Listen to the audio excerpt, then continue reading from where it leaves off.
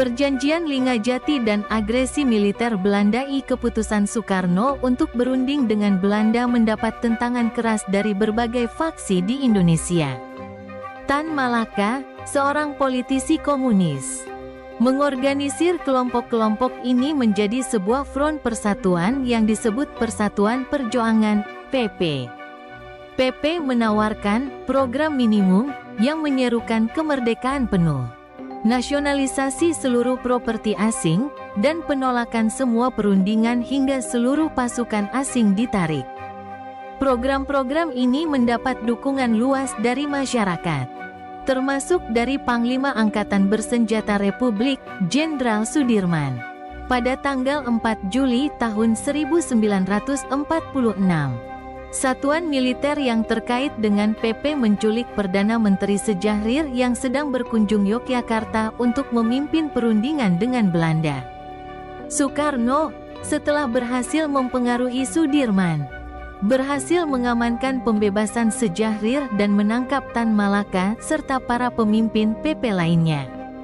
Ketidaksetujuan terhadap masa jabatan Lingajati dalam KENIP menyebabkan Soekarno mengeluarkan dekret yang menggandakan keanggotaan KENIP dengan memasukkan banyak anggota yang ditunjuk pro perjanjian.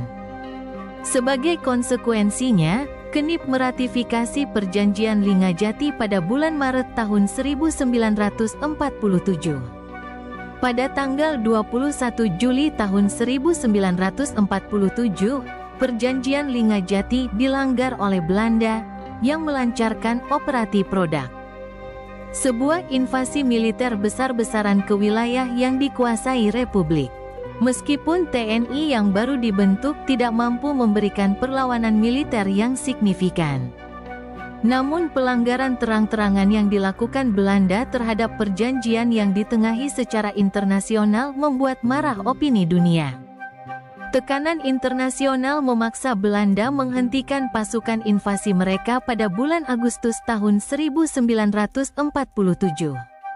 Sejahrir, yang jabatan Perdana Menterinya digantikan oleh Amir Syarifuddin, terbang ke New York City untuk mengajukan banding atas kasus Indonesia di hadapan PBB.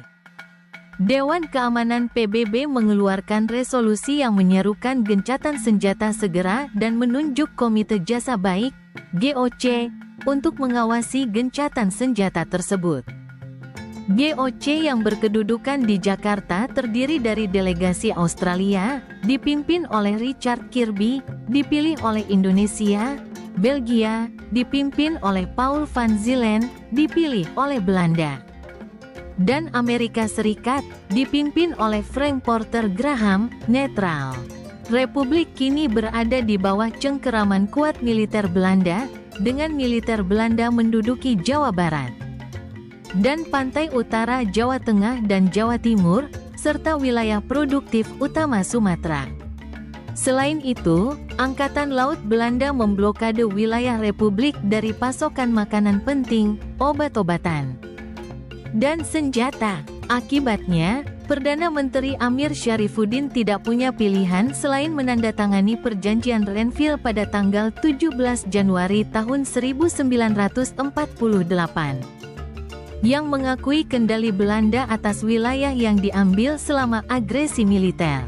Sementara Partai Republik berjanji untuk menarik semua kekuatan yang tersisa di sisi lain garis gencatan senjata, garis Van Mook.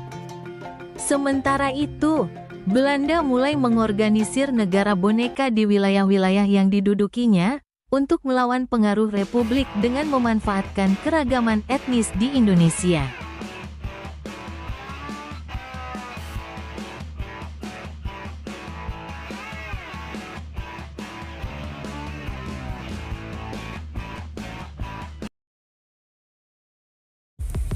Terima kasih banyak. Mohon maaf jika ada salah. Semoga kita masuk surga. Semoga kita semua disehatkan badan, dilancarkan rezeki, dikabulkan segala hajat. Terima kasih banyak. Sampai bertemu di pertemuan selanjutnya. Salam damai.